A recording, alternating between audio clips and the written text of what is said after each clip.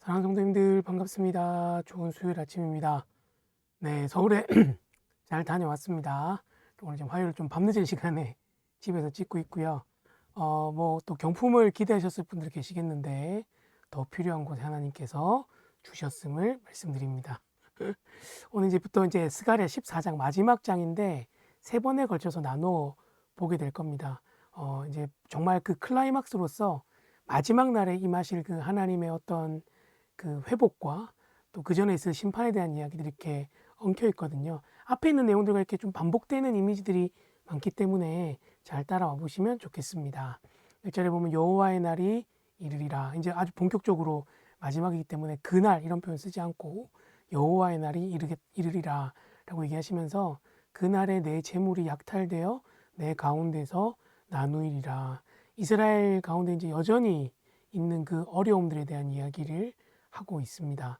그러니까 이게 뭐 앞에 이제 회복을 얘기했다가 또 이러니까 뭔가 다시 오는 건가 그럴 수 있는데 그게 아니라 이전에 당했던 그 고난을 한 번 더 요약하고 정리하는 거로 볼 수 있습니다. 그러면서 내가 이방 나라들을 모아 예루살렘과 싸우게 하리니 요 앞에 이제 나왔던 그 13장에 나왔던 이야기들 생각하시면 떠오를 텐데요. 성읍이 함락되며 가옥이 약탈되며 부녀가 욕을 당하며 성읍의 백성이 절반이나 사로잡혀 가려니와 남은 백성은 성읍에서 끊어지지 아니하리라. 13장에서도 왜 3분의 2가 죽고 3분의 1이 이제 살아남는 그런 얘기들 나오면서 끝까지 자기 백성의 남은 자들을 지키시는 하나님에 대해서 얘기했는데 여기서도 동일하게 그런 이미지를 보여주고 있습니다. 3절에 가서 이제 이미지가 바뀝니다. 그때 이제 여호와께서 나가사 그 이방 나라들을 치시되 이왕의 전쟁의 날에 싸운 것 같이 하시리라. 하나님께서 아주 적극적으로 그 이방들을 멸하실 것들을 이야기하시는 거죠. 그날에 그의 발이 예루살렘 앞 곧 동쪽 감람산에 서실 것이요. 감람산은 그 한가운데 동서로 갈라져 매우 큰 골짜기가 되어서 산 절반은 북으로 절반은 남으로 옮긴다 이렇게 얘기를 하고 있는데 예루살렘 앞에서 그 감람산 이제 뭐 신약에 가면 이제 예수님께서 기도하신 산으로 알려져 있는데 뭐 굉장히 여러 가지 의미로 해석해요. 그래서 어떻게 보면 예루살렘에 임하실 그 하나님의 모습을 상징한다고도 하고 또 이 감람산의 또 하나의 별명이 멸망의 산이거든요. 우상 숭배랑 연결되어서 그렇게 부르기도 한데 또 그것들을 심판하실 하나님의 모습이라고 보기도 합니다. 어쨌든 그 감람산이 주님께서 그 발이 그 위에 올라서시니까 산이 동서로 갈라지는 거죠. 원래 이제 이 산맥이 이제 남북으로 이렇게 길게 돼 있는데 이게 이제 동서로 갈라져서 큰 골짜기가 이제 된다는 겁니다.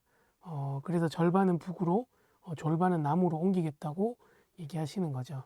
그러면서 그 산 골짜기는 아셀까지 이를지라 너희가 그 산 골짜기로 도망하되 그 도망하는 길을 내시기 위해서 이 산을 반으로 쪼개셔서 골짜기를 만드는 겁니다. 그러면서 유다 왕 우시야 때에 지진을 피하여 도망하는 것 같이 하겠다라고 얘기하시면서 나의 하나님 여호와께서 임하실 것이고 모든 거룩한 자들이 주와 함께 하겠다라고 얘기하면서 하나님께서 이 피할 길을 내시는 그 모든 길 가운데 함께 하실 것을 얘기합니다. 사실 이제 이 모습은 사실은 출애굽할 때 이스라엘 백성들의 모습들을 연상시키고 그 루트도 사실은 굉장히 비슷하거든요. 그래서 어떻게 보면 이스라엘 백성들을 다시 한번 구원하실 그 하나님의 모습을 출애굽의 모습에 빗대어서 이야기한다고도 볼 수 있습니다.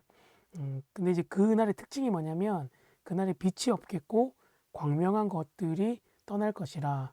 빛이 없고 광명한 것이 떠난다 그러니까 되게 어두운 것 같은데 여기서 말한 광명한 것은 사실은 달로 보아도 무방합니다. 그게 사실은 이제 이게 빛이 없고 광명한 게 없어서 어두워지는 게 아니라 하나님 그분 자체가 빛이시기 때문에 이제 이러한 빛들이 더 이상 쓸모가 없어지는 겁니다. 여호와께서 아시는 한 날이 있으리니 낮도 아니요 밤도 아니라 어두워 갈 때에 빛이 있으리로다. 그러니까 이제 항상 빛이 비추는 낮도 아니고 밤도 아닌 하나님의 그 영광의 빛을 늘 보는 그날이 오겠다는 거죠. 이게 이스라엘 백성들이 회복됐을 때 하나님의 영광을 표하기도 하지만 또 마지막 날에 우리가 보게 될 하나님의 영광을 이야기해 주기도 합니다. 그래서 8절에 그날의 생수가 예루살렘에서 솟아나서 절반은 동해로 절반은 서해로 흐를 것이라 여름에도 겨울에도 그러하리라. 앞에서도 왜 이렇게 샘물 가운데 깨끗게 하시는 샘을 솟아나시게 하는 하나님 모습 보여주셨는데, 생수가 또 예루살렘에서 솟아나는 거예요. 사람에게 꼭 필요한 그 물이, 또 우리를 정결케 하고 풍성하게 하는 그 물이 솟아나서 어떻게 보면 전체로 흘러가는 거죠. 이 예루살렘을 중심으로 절반은 동쪽으로, 절반은 서쪽으로, 어떻게 보면 그 이방 나라에까지 미치는 그 하나님의 놀라운 은혜와 영향력들을 또 보여준다고 할 수 있고, 그것이 사시사철 항상 흘러갈 것을 보여줍니다. 그러니까 이 14장에서 이제 완전히 이루어질 하나님 나라의 그 영광과 심판에 대한 이야기를 보여주는 겁니다. 참 이 그림만 상상해도 너무 아름다운데, 우리를 위해서 정말 그 길을 만드시고 골짜기를 만드셔서 그 길 가운데서도 우리와 함께 하시는 하나님의 모습을 보여줍니다. 그래서 오늘 기도할 때 하나님 오늘도 새로운 날 주셔서 감사합니다. 우리를 위해서 길을 내실 하나님을 기대하게 하시고, 또한 그것들을 기대하며 기도하는 자가 되게 해달라고 같이 한번 기도했으면 좋겠습니다. 기도하겠습니다.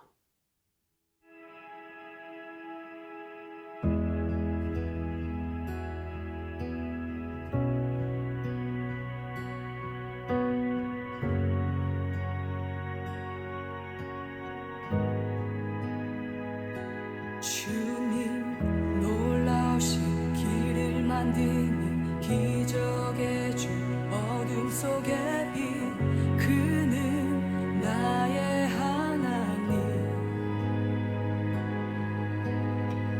약속을 이루시는 분 기적의 주 어둠 속의 빛 그는 나의 하나님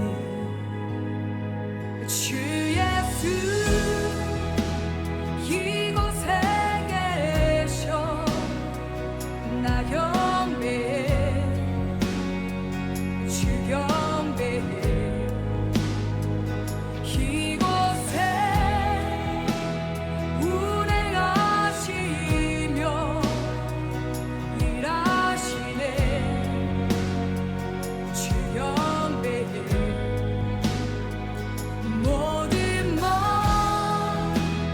만지시는 주 나 경배해 주 경배해 우리 맘 치유하시네 나 경배해 주 경배해 주님 놀라우신 길을 만드는 기적의 주 어둠 속의 빛 그는 나의 하나님 좋으신 주님 감사합니다. 결국은 우리를 회복시키시고 우리의 피할 길을 만들어주시는 하나님이심을 기억합니다. 눈앞에 있는 고난과 어려움 속에서도 길을 만드신 하나님 의지하며 살아가는 우리가 되도록 하여 주시옵소서. 감사합니다. 예수님의 이름으로 기도합니다. 아멘. 사랑하는 성도님들, 또 오늘 또 수요일 잘 보내시고 이따 수요 기도회 때 뵐 수 있으면 좋겠습니다. 축복합니다.